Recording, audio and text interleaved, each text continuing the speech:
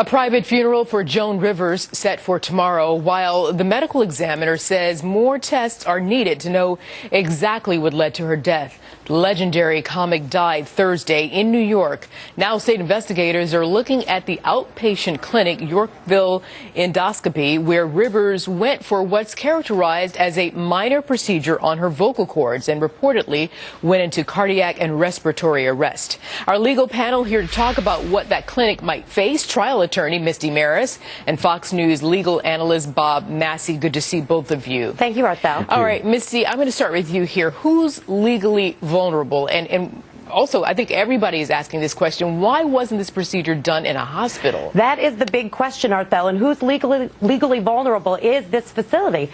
They could be exposed to a medical malpractice action.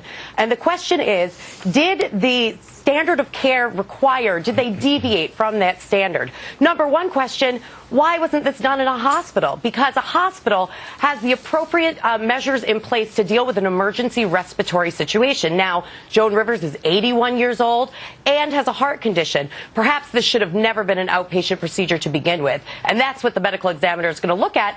And a potential medical malpractice case will really focus on that point. Who's legally liable here, possibly? Oh, the facility, the medical facility. Not the doctor himself. Oh, the doctor himself, too. Yes, it can extend for the doctor and the medical facility and anyone in the chain that gave Joan Rivers care on that day. Okay, Bob, I want to get to patient consent shortly, but let's talk about what sort of legal shield might the doctor have, the clinic, the anesthesiologist, all parties associated with this case.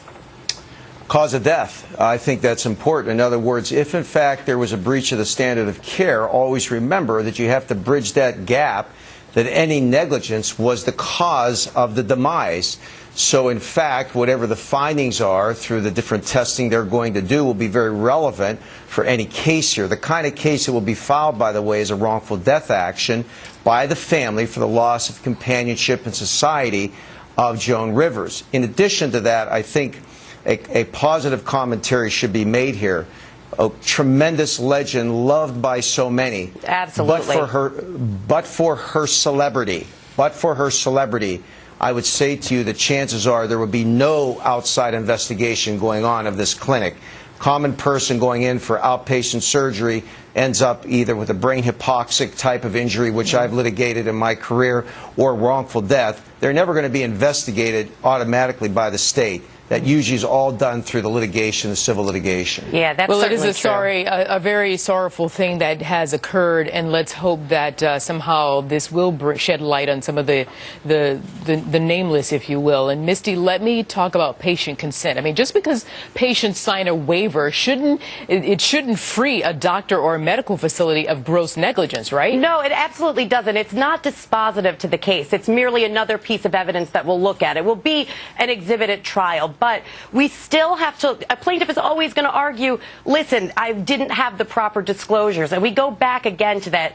Did this facility deviate from the standard of care that was required? Did Joan Rivers get the proper disclosures as to what the risks were? Did they tell her that a risk could potentially be death?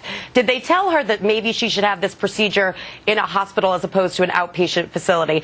Again, yeah, this medical consent form, that does not end the day and, give a defense verdict at all. Is it their responsibility, the medical facility, to make sure that they're fully aware of Ms. Rivers' conditions prior to that procedure? Certainly. Yeah. Sure. I mean, there's no question that the pre-existing heart conditions relevant. These kinds of surgeries, by the way, are done in outpatient facilities all the time. The question would be, how severe was her previous heart condition that would have, and remember, you do rely on your physician, you do rely on people, but she also consented, again, I say this respectfully, loved her to death, obviously she's been amazing, that in fact she consented to go to that facility based on the provider's advice.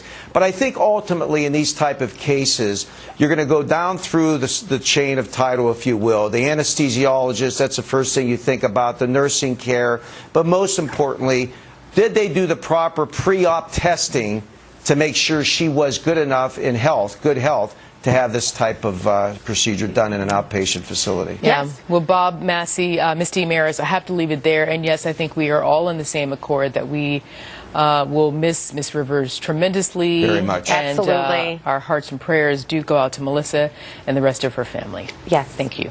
Thank you. Thank you. Pleasure.